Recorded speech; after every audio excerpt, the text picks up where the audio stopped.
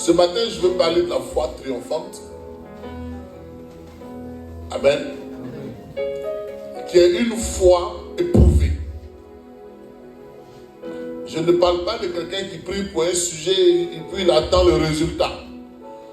Je parle de quelqu'un qui met sa foi en Jésus et qui veut atteindre un objectif, qui prie pour un sujet ou qui est dans l'attente d'un mariage ou qui est dans l'attente d'une promotion ou d'une guérison. Mais sur ce chemin-là, il y a des obstacles à ne point finir. Je parle de cette foi-là. Alléluia.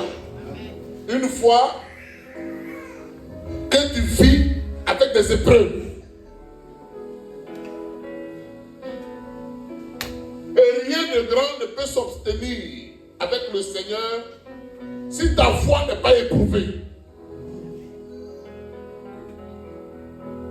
C'est dommage, les enfants de Dieu aujourd'hui s'éloignent du Seigneur dès qu'ils ont une petite attaque ou bien ils ont attendu pendant 10 ans, la chose ne s'est pas matérialisée, ils s'en vont. Parce qu'ils ont retenu que la foi est la ferme assurance des choses que l'on entend et la matérialisation de ces choses-là. Donc, pour eux, ça ne s'est pas réalisé, Dieu n'est pas Dieu. Mais non, frère.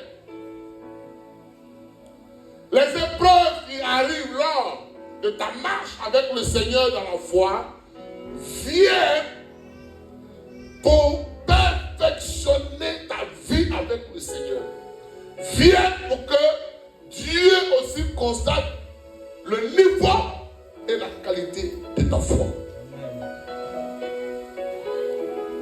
Vous savez à quelle épreuve le Seigneur Jésus a été soumis avant de dire tout est accompli et de sortir du tombeau le 3e jour pour connaître la glorification. Nous devons donc apprendre dès à présent à accepter les épreuves. Il n'y a pas de foi, il n'y a pas de grandes choses sans épreuves. Les grands prophètes sont passés par des grandes épreuves. Quand bien même que Dieu avait libéré la prophétie concernant leur destinée, mais ils sont passés par des épreuves comme l'or passe par le feu. Toi, tu es découragé. Non, ça dit que ça fait 3 ans que je prie pour mes papiers. Je n'ai pas de papiers. Bon, maintenant on vient au culte comme ça, tout coup, on s'en fout. Mais tu n'as pas de papiers, ça fait 3 ans. Mais 3 ans, Dieu t'a donné une maison, Dieu t'a nourri. Dieu a fait qu'on ne t'a pas rapatrié. Dieu a pris soin de toi, tu as eu la santé. Tu ne vois même pas ce que Dieu fait. Mais c'est ton papier que tu n'as pas encore là, qui fait que toi tu négliges Dieu. Pourquoi? 2025 est une année d'accomplissement. Mais il n'y a pas un lingot d'or qui brille sans passer par le feu. Nous aimons bien citer Moïse, le Dieu de Moïse. Mais tu connais les épreuves de Moïse? Le Dieu d'Élie, je veux l'onction qui est sur Élie. Tu connais les épreuves d'Élie quand il a fui devant Jézabel? Jézabel a raconté qu'il a tourmenté. Avec son mari Akab. Face aux 400 prophètes de Baal. Mais toi, parce que tu n'as pas signé un petit contrat net, c'est fini, je ne veux plus à l'église.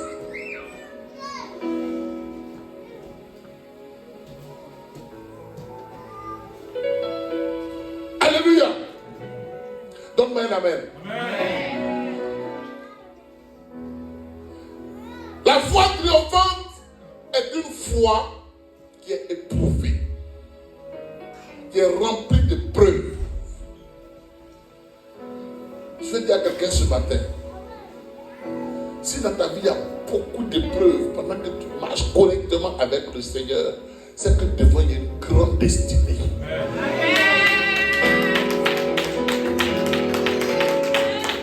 Je te dis la vérité, c'est parce que tu n'as pas compris que c'est à la taille de la destinée qu'on a de grandes attaques.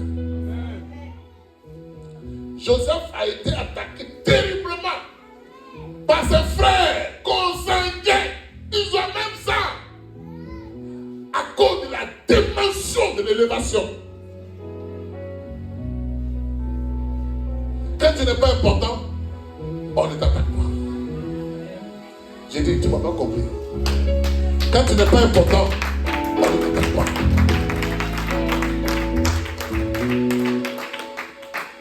Un sorcier m'a dit, il dit, mais pourquoi vous ne tuez pas?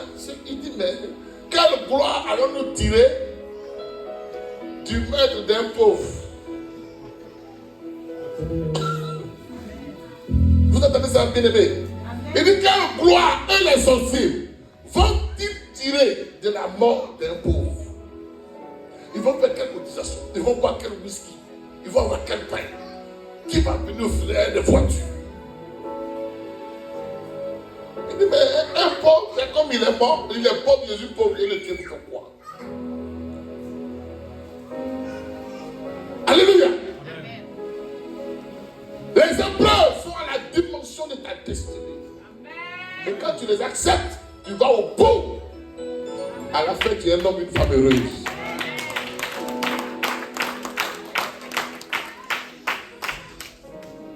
Bien-aimé, on ne peut pas avoir une grande destinée sans épreuve. Et cette année-là, dis à ton voisin, accepte les épreuves que Dieu met devant toi. Tu lui acceptes. Il faut dire que ton épreuve peut être une moquerie. Dis-lui ça peut être une moquerie. Il faut dire que ton épreuve là, ça peut être les sorciers de ta famille. Je veux dire à quelqu'un ce matin, les épreuves qui viennent là, ce n'est pas parce que tu es maudit, c'est parce que le diable voit ce qui t'attend. C'est parce que si tu es attaqué dans ta propre maison, alors que tu as un ministère, c'est parce que Satan sait que si tu as la paix, tu vas opérer des miracles. Si Satan prend tes papiers, c'est parce qu'il sait que si tu les as, tu seras une femme bénie. Alors il tourne. Mais laisse-moi te dire, les ténèbres ne régneront pas toujours de la lumière.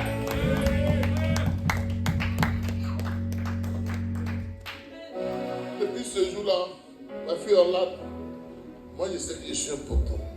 Mais si quelqu'un me néglige, je m'en fous. Parce que moi, depuis petit, et puis sorcier me réclame. Je suis arrivé. Il y a des choses qui vous arrivent. C'est parce que tu es encore inconscient.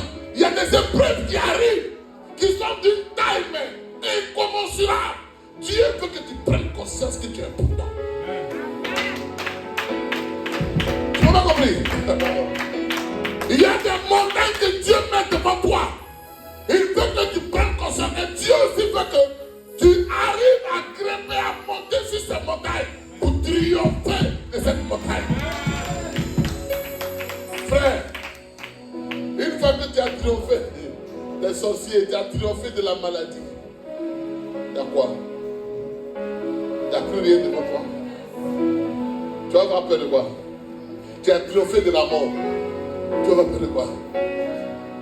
Moi, quelqu'un m'a dit, tu viens en Côte d'Ivoire, tu vas mourir. J'ai dit, moi, je ne vais pas mourir. Je suis parti en Côte d'Ivoire. Quand je revenais, j'ai dit à la personne, c'est toi qui vas mourir. La personne est morte. Parce que j'ai connu des épreuves. Et les épreuves viennent pour parfaire ta foi. Pour triompher des difficultés de la vie. Quand tu as été trop éprouvé, il y a des choses qui ne te disent plus rien. Est-ce que tu me comprends? Quand Dieu t'a éprouvé, il y a des choses qui ne te disent plus rien. Les petites choses pour lesquelles les gens se plaignent, ça ne te dit rien. Quand tu es une soeur éprouvée, dont la foi a été éprouvée, même tout le monde se marie, n'est pas comme Marie, ça ne te dit rien. Tu cherches à adorer ton Dieu. Parce que ta vie ne dépend pas de toi, ta vie dépend de l'Éternel.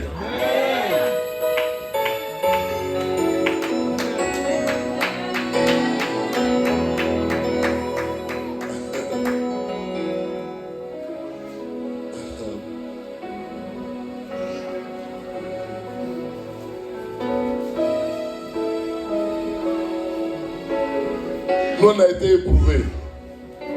On n'a pas encore atteint le summum. Mais pour les petites épreuves que nous connaissons, il y a des choses qui ne me disent plus rien.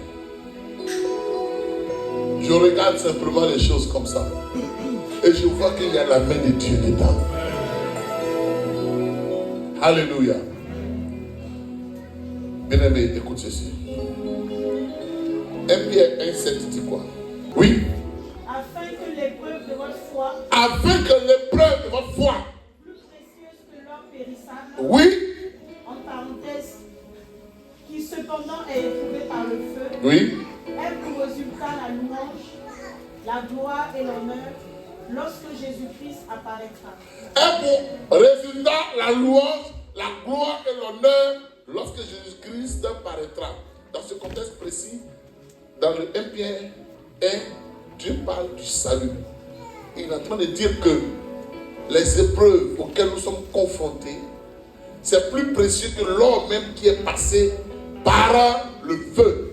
Pourquoi? Parce que ces épreuves-là vont grandir ta foi, vont parfaire ta foi. Et lorsque Jésus-Christ viendra, ça sera pour la louange, l'honneur et la gloire. Donc, que te réservent les épreuves que tu subis? Les épreuves, la foi éprouvée contribue à notre salut. Elle te donne la foi de tenir. Tu es malade, tu crois que Jésus va te guérir. Écoutez-moi, écoutez-moi, écoutez-moi, écoute-moi. Qui déjà s'est battu avec la maladie? 1 Pierre 1, verset 7. Regardez, on va aller doucement. Regardez Jacob. Jacob a lutté avec l'ange. Jacob qui était promu à un bel avenir. Il a lutté avec l'ange. Il a fallu là que Jacob lutte. D'abord son frère. Il a fallu qu'il lutte avec l'ange pour que son nom change. Mais toi, de petites épreuves seulement tu abandonnes. Jacob n'a pas abandonné le combat jusqu'au petit matin. Tu as un petit mal dans ton corps, tu es découragé. Quand tu fondes, tu vas mourir. Et même à cause de ton orgueil même, Dieu peut permettre que quelqu'un te manque. Pour te dire que tu n'es rien. Quelqu'un te manque de respect pour te montrer que tu n'es rien. À cause de ça, tu es découragé, tu ne fais plus à l'église. Ces épreuves-là, ça vient pour la gloire du Seigneur. Une femme qui ne passe pas par l'épreuve, comment elle va être bien dans le foyer? Un homme qui ne passe pas par les épreuves, comment il peut être bien dans le foyer? Un chrétien qui ne passe pas par les épreuves, comment peut-il se remettre en question quant à son salut? Quand vous lisez tout le 1 Pierre 1,7, vous allez comprendre.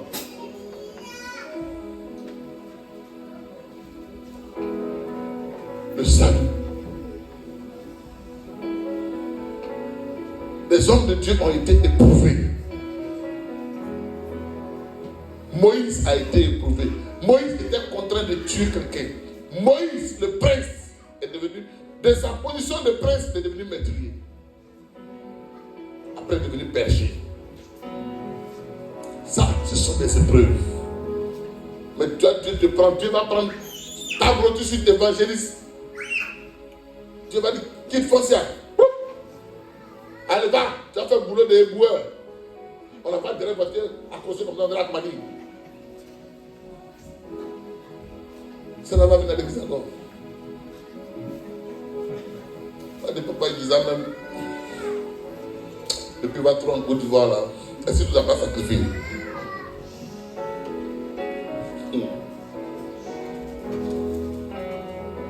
Parce que les chrétiens, quand ils voient épreuve, ils voient sorciers partout. Les sorciers ne sont pas à la base de ce qui nous arrive forcément. Dieu lui-même nous met à l'épreuve. Comme il a mis Job à l'épreuve.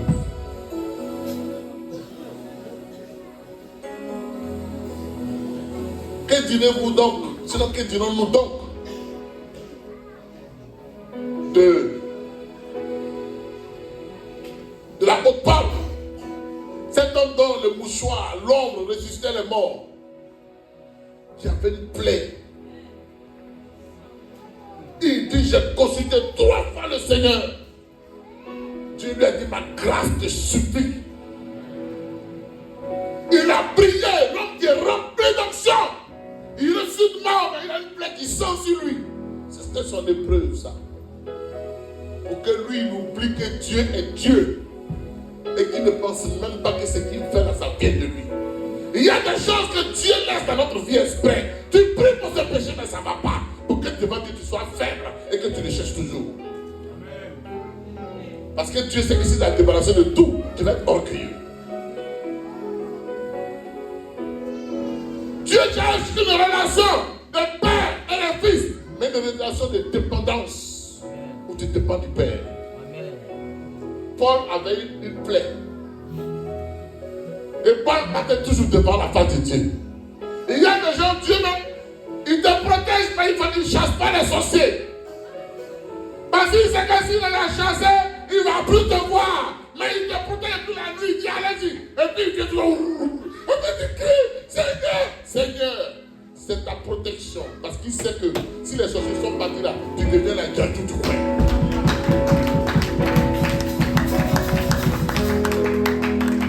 Bien-aimé, il faut savoir le Dieu que tu sais. Il faut savoir comment il fonctionne. Il y a des cas pour lesquels je prie, ma fille Diane. J'ai dit, Seigneur, ça a trop duré, ça ne va pas. Pourquoi tu m'écoutes? Pour les autres, ça passe. Pour moi, ça est là. Pourquoi? Après, j'ai dit, bon, vieux Père, si tu veux que ça reste, pour que je te plaise, ça n'a qu'à rester. Si c'est de toi, ça n'a qu'à rester. Je prie plus pour ça. Après, ça va. Mais il y en a qui demeurent. Il dit, petit, si moi, il a enlevé ça là, c'est pas bon. Et puis, il me montre en songe. Comment je vais devenir? Il dit, petit, je te connais. C'est moi qui t'ai fait. Il y a des choses que Dieu laisse dans nos vies. Il y a des choses que Dieu laisse dans ta vie. Comme il a laissé la plaie dans la vie de Paul. Pour dire à Paul, tu n'es rien. Souviens-toi, sur le chemin de Damas, c'est moi qui t'ai fait tomber de ton cheval, de ton orgueil. J'étais aveuglé, j'étais enlevé la vue du maîtrier. J'ai donné une nouvelle vision. Paul, tu t'appelais Saul de Tarse. C'est moi qui ai changé. Saul, le maîtrier qui respirait la mort. J'ai changé ton nom sans ton autorisation. Je t'ai appelé Paul qui fait du pit. Maintenant j'ai mis une plaie. Si tu peux enlever la plaie, vas-y. Il y a des choses que Dieu n'enlève pas dans notre vie. Amen. Parce que s'il a tout enlevé, tu vas retourner dans le monde. C'est pourquoi les sorciers souvent visitent beaucoup de personnes. Ils ne vont pas te tuer, mais ils vont te traumatiser. Et puis le soir, tu es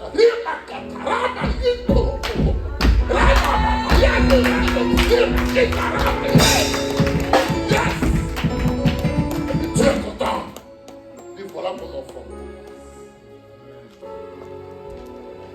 C'est pourquoi il faut bénir Dieu en toute occasion favorable ou non. Il ne me plaît plus haut. Il dit, Seigneur, vous qui vous plaignez de Dieu, vous vous maudissez toujours. On ne se plaint pas de Dieu. On va devant la face de Dieu, qui est ton Père. Et puis tu ouvres les narines comme pour moi.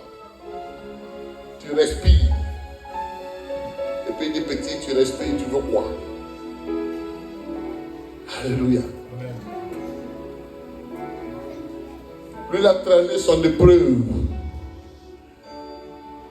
Je peux vous dire que les épreuves nous rapprochent du Seigneur. L'épreuve de Paul, c'était sa plaie. Ça fait que lui, il était collé à Dieu. Il sait que s'il sort de là, il est mort. Mais Dieu ne peut pas permettre que le sorcier te tue. Paul avait la plaie, il n'est pas mort de ça. Paul avait la plaie, mais il n'était pas mort. Pourquoi? Parce que Dieu le protège. Et maintenant, la plaie a fait quoi de Paul vis-à-vis de Dieu? La plaie a rendu Paul faible, sans force. Donc la plaie a montré l'état, l'insuffisance de Paul. Écoute-moi ce matin que je te parle. La plaie a montré l'insuffisance de Paul, les limites de Paul, son incapacité. Écoute-moi bien ce matin, s'il te plaît. Ça y va pour ta destinée. Et Paul a vu finalement que une petite plaie dérangeait sa vie. Il ne pouvait même pas soigner la plaie. Lui, Paul, qui tue les gens, qui ressuscite les morts. Quelle est donc cette plaie? Il dit 3 fois, je suis allé devant la face de Dieu. Ce n'est pas 3 fois où il a prié. C'est 3 fois où il a gêné, il a pleuré. Il a convoqué Dieu. Il est allé devant le trône, le tribunal de Dieu. Je te prie, Père, je fais des miracles. Pourquoi cette saleté sur moi? Et Dieu lui dit, souviens-toi en Apocalypse. Je suis celui qui ferme et personne ne peut ouvrir. Je suis celui qui ouvre et personne ne peut fermer. Paul, souviens-toi, qui t'a donné le nom de Paul? C'est moi l'Éternel. Je t'ai rendu petit. Paul, tu ne te suffis pas sans moi. Cette épreuve a ramené Paul près du Seigneur. Il a vu son insuffisance. Les épreuves que Dieu met au-devant de nous, c'est pour nous montrer nos limites, nos insuffisances, afin que nous le cherchions d'avance. Parce que Dieu ne partage pas sa gloire. Il veut être le seul maître de ta vie. Dieu veut se glorifier. Le jour où tu auras tes papiers 20 ans après, tu ne diras pas c'est toi, tu diras c'est Jésus. Le jour où tu seras guéri des fibres, tu ne parleras pas de médecine. Tu diras que c'est Jésus. Le jour où tu auras ta promotion, tu ne diras pas que c'est mon intelligence. Tu diras que c'est Jésus. C'est pourquoi Dieu permet les épreuves.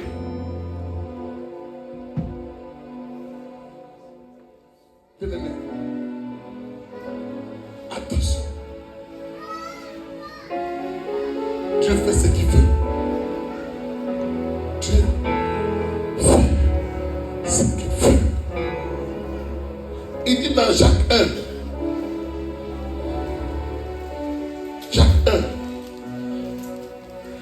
verset 2. Mes frères, regardez comme un sujet de joie complète les diverses épreuves auxquelles vous pouvez être exposés. Sachant que l'épreuve de votre foi produit la patience. Regardez, Jacques 1, verset 2. Il dit, mes frères, regardez comme un sujet de joie complète les diverses épreuves. En fait, les épreuves doivent être un sujet de joie complet pour toi. Un enfant de Dieu qui est face à des épreuves doit être en joie. Ça veut dire que sa destinée, son étoile brille.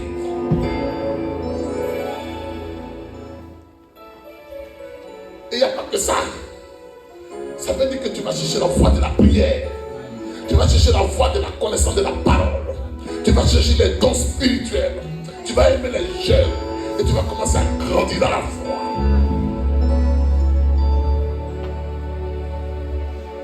Alléluia. Il dit, mes frères, regardez comme un sujet de joie complète les diverses épreuves auxquelles vous pouvez être exposés, sachant que l'épreuve de votre foi produit la patience. Alléluia. Les épreuves produisent la patience. Tu as un don spirituel, tu es un appelé. Brou. Tu es là, oui. Les mamans Odette, là, tu les vois. Alors, ma fille Odette, on dit quoi? Ils sont comme ça souvent. Ma fille Odette, sois bénie. Et puis ils sont là comme ça, pendant sauter. Ils sont impatients. Quand c'est comme ça, Dieu fait que tu n'as plus de vision. Tu dis, on m'a attaqué à l'église, je n'ai même plus de vision. Ce n'est pas l'homme qui t'a attaqué. C'est Dieu. Il casse que tu sois sage. bien tu connais une petite maladie là. Petit chétif. Ou bien on te jette hors de ta maison. Il fait tout. Et puis tu mangues. Quand tu avais là, tu faisais mal. N'attends pas que Dieu te mette à l'épreuve. La Bible dit, qui peut me sortir de la colère de Dieu? Qui? Les épreuves doivent être vues comme une joie. Nous devons aimer cela. Parce que ça va parfaire notre foi. Ça va nous amener dans une dimension assez grande, puissante de la prière. Et ça va nous rapprocher du Seigneur. Les épreuves vont nous amener à connaître la parole de Dieu. Parce qu'on va chercher dans les Écritures la solution à notre problème. C'est au bout des grandes épreuves qu'on devient grand. Abraham ne serait pas devenu le père de la foi. Vous entendez bien, le père de la foi, s'il n'avait pas surmonté toutes les épreuves, les sacrifices qu'il a payés. Les épreuves viennent pour te donner la victoire. Alors réjouis-toi, toi qui subis les épreuves. Réjouis-toi, toi qui passes par les épreuves. Je ne dis pas que tu as des problèmes parce que tu pêches. Je parle des enfants de Dieu convertis. Hein, ma fille Mika? Je parle des enfants de Dieu convertis. Toi qui n'as rien fait, qui adore Dieu, tu aimes Dieu, puis il y a épreuve. C'est de toi que je parle. Mais c'est pas toi qui t'as cherché Sida dans Tchoukou, et puis Sida est venu. Seigneur, dis un mot. Dieu te regarde comme ça. Il ne dira pas de mots. Il ne dira pas de mots. Parce qu'il dit ne vous y trompez pas. Chacun fera quoi? Hein? Il dit ne vous y trompez pas. Chacun ce qu'il aura. Tu es parti dans un coin de Sida. Tu as appelé Sida. C'était l'histoire d'un homme et une femme. Il est allé chez une prostituée et il a fini, il n'a pas payé. Tu vois pourquoi tu ris? Il a fini sa sale besogne, il n'a pas payé la prostituée. Et donc la prostituée, il est loin et puis il dit bye bye. Et puis elle lui fait ça, sidarero.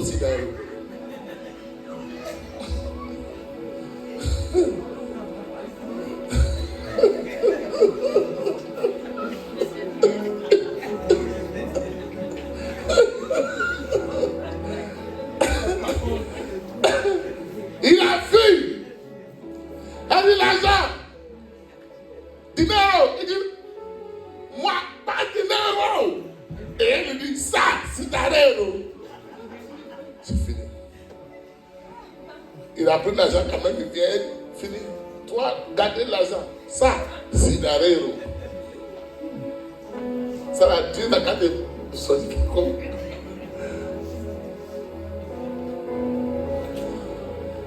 Ma fille, il ne faut pas chercher problème pour rien. C'est pas partout où on va. Quand tu vas casser des palais de cochons à lui, là, il est bon à croquer. Tu ne sais pas que maintenant, il y a un médicament, même tu as le virus et puis tu ne veux pas maigre. S'il y a des produits, maintenant on n'est pas maigre ici. Hein. Tu suis bien ton truc, tu es tranquille, les gens sont en forme, ils sont là, balèzes.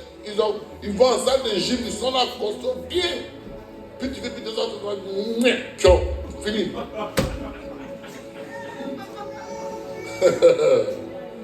Non, il y a des plaquettes de chocolat, il te donne des plaquettes de VIH. Ces plaquettes, lui, tu vois ces plaquettes là, c'est enfoui. Fini. Et ça, tu vas appeler Dieu. Il ne fallait pas être gagnou. Il ne fallait pas être prostitué. Il ne fallait fermer un peu tes jambes. Bien aimé. Le célibat n'est pas une mort. Ça ne va pas te tuer. Le temps arrive où Dieu va te donner ton mari. Et moi, je vais vous dire, une vraie femme et puis un vrai garçon converti, c'est difficile. C'est-à-dire que ça peut lui passer par la tête, c'est naturel. Mais avec la prière, ça se calme. Non, ça, je peux vous dire ça. Moi, j'ai eu une soeur à l'entretien. Elle dit, papa, ça fait 8 ans.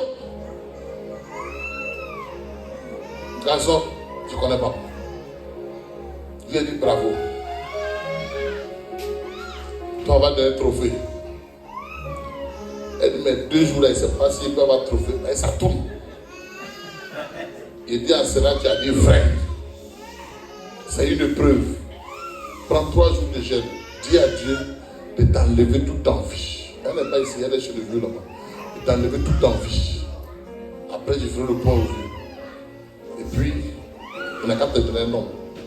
Elle a prié, elle a continué comme ça. 8 mois après, elle a croisé quelqu'un, ils sont mariés aujourd'hui. La deux fois, je viens donner les clés pour la veille, je l'ai vu. J'ai dit, c'est comment? Elle dit, non, no limit. Papa disait, no limit. Je lui ai dit que tu mérites. Parce qu'après la pluie, le beau temps. Mais toi, tu n'as pas de limite. Ils vont limiter quoi? Dieu n'a pas de contrainte à être seul. Dieu, regardez, quand tu es converti, tu pars toujours par les épreuves. Parce que Dieu veut te laver de ton passé.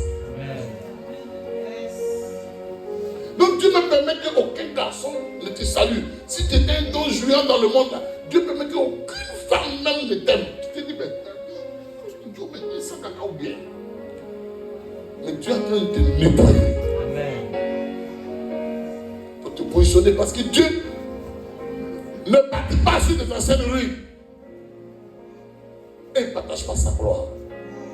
Bien aimé, les épreuves vont vous amener la patience. La patience dans tout ce que nous faisons. Même quand tu travailles, le peu que Dieu te donne, contente-toi du peu.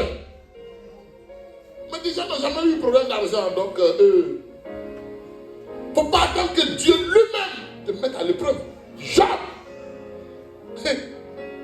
Les épreuves de Job, il ne sait pas qui peut vivre ça ici. Mais regardez après, quand il a tenu, regardez après le résultat. Tu veux de grandes choses et tu n'aimes pas les épreuves difficiles. Les chrétiens aiment la facilité. Les chrétiens n'aiment pas les épreuves.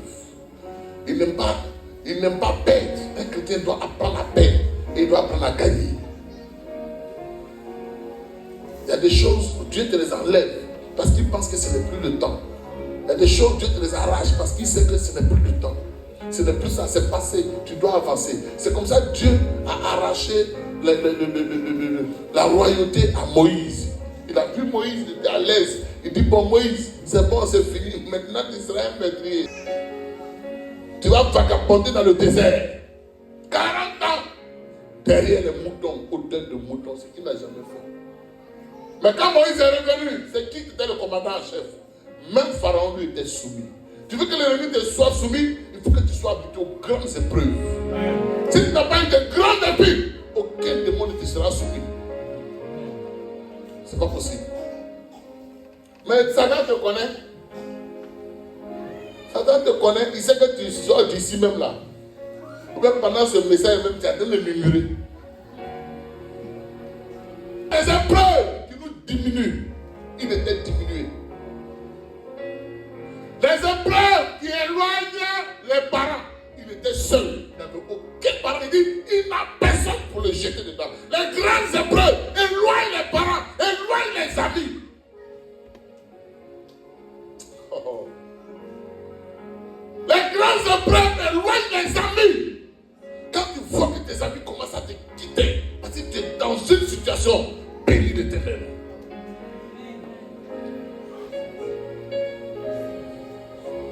Quand tu vois que les parents commencent à te quitter parce que tu es dans une situation bénie l'éternel, parce qu'il va arriver demain, ça va être grand. Mais qu'est-ce qu'il a eu comme attitude? Il ne s'est pas éloigné de la piscine Bethesda. Or, dans cette piscine venait l'ange de l'éternel. Donc c'était un lieu où Dieu descendait. Donc il est resté dans l'église. On parle de portique. L'église à Jérusalem. On parle de portique. Il est resté dans la maison où Dieu descendait une fois par an. Parce qu'il savait que Dieu allait trouver une solution pour lui. Quel que soit le temps, quel que l'adversité, la honte et la frustration qui est à la taille de son épreuve, Dieu, un jour, allait décider pour lui. Aucune épreuve n'est éternelle.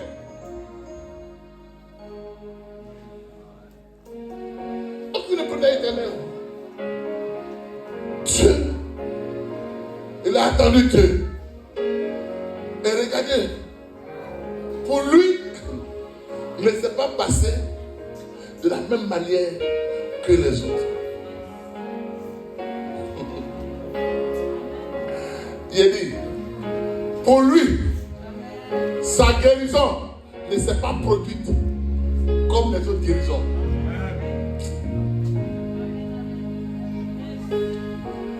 Lui, sa délivrance ne s'est pas produite comme la délivrance des autres. Les hommes, on les soulève, on les met. Qui les met dedans? Les parents, les hommes. Mais lui, Dieu est venu. Quand tu subis les épreuves, Dieu lui-même quitte son trône. Il signe le décret et il vient vers toi. Parce qu'il voit que maintenant tu mérites. Oui, Dieu, envoie ton esprit sur ma vie. Oui, Dieu, envoie ton esprit sur ma vie. Lorsque tu supportes, tu surmontes les épreuves difficiles, l'Éternel lui-même, maman, se lève de son trône et il vient faire rentrer le bonheur sur toi.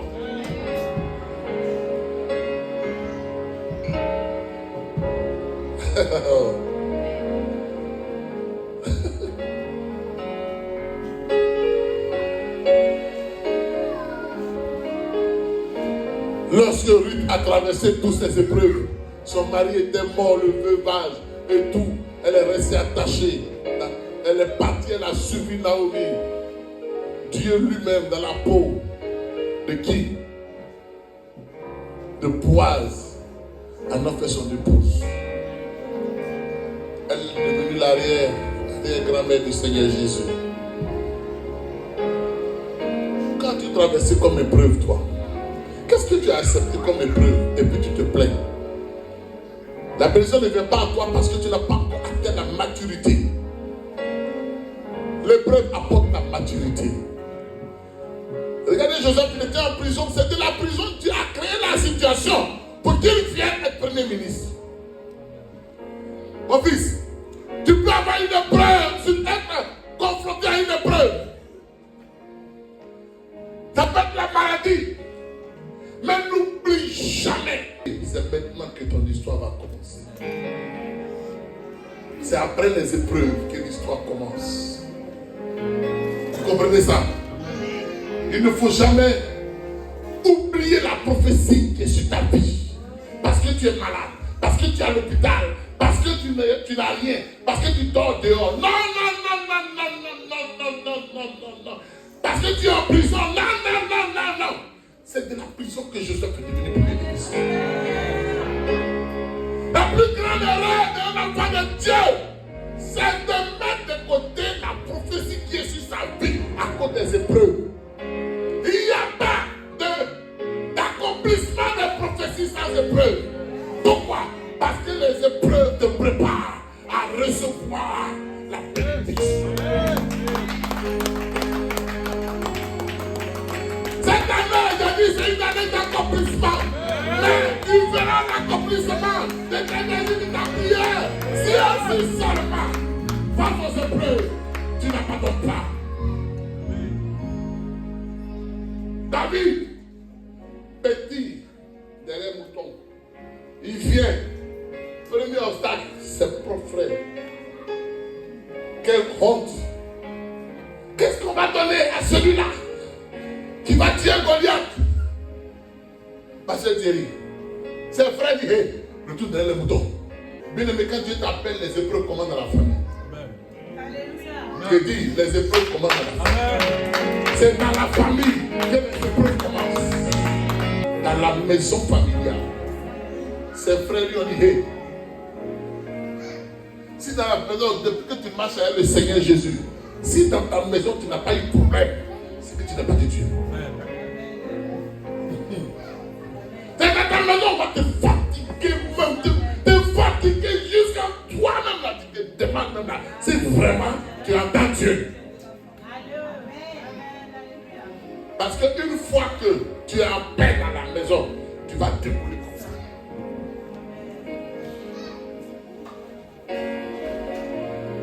Les grandes épreuves commencent à la maison. David, aimé, retourne derrière les moutons. Tu es fait pour être berger. C'est ça veut dire. Ça veut dire que tu es fait pour être berger. Tu es fait pour travailler au champ.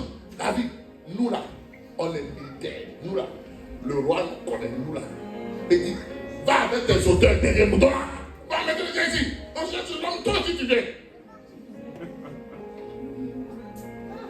Mais David, étant avisé spirituellement, David avait déjà, vous savez quoi David s'est détourné de? Hein? Tu veux savoir? David avait déjà connu des épreuves plus grandes que ça, parce qu'il avait affronté le lion.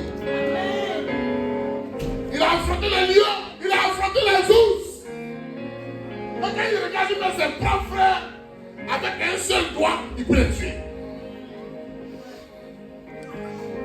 Les épreuves allaient aplanir ce chemin. Tu sais pourquoi David a tué le lion et l'ours afin d'affronter Goliath? Parce que qui peut tuer un lion peut détruire un homme.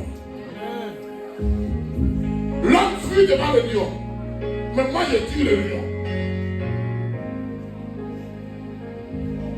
Donc David était déjà devenu de façon expérimentale plus puissant que Goliath. Parce que Goliath n'avait jamais tué le lion. Goliath lui voit le lion, il fuit. Mais David voit le lion, il s'arrête et puis tue. C'est qui est fort. Les épreuves te rendent fort. Et les épreuves commencent à te donner le dessus sur l'ennemi. Et plus tu résistes, il recule. Plus tu résistes, il recule. Parce que dans les épreuves, tu affrontes différents démons. Dans les épreuves, il y a différents sujets. Oh my God. Dans les épreuves, tu commences à prendre le dessus sur les esprits. Parce qu'à chaque épreuve, son esprit, à chaque épreuve, son démon. Et tu commences à prendre. Et lorsque tu es au bout des épreuves, tu auras déjà pris possession de tous les esprits épris. Quand tu appuies chez quelqu'un, bien aimé, écoute-moi, et que les gens te m'attendent, il ne faut jamais maudire la personne. Bénis la personne parce que ça va te faire atteindre une certaine maturité. Soyez reconnaissants envers ceux qui vous ont maltraité. Parce que si vous n'avez pas maltraité, vous n'allez pas être conscient. Soyez reconnaissants envers ceux qui vous haïssent, ceux qui vous détestent. Parce que ceux-là, ils activent votre grâce, ils activent votre émission, ils activent votre élévation, ils activent la puissance de Dieu, ils activent la grâce de Dieu sur vos vies.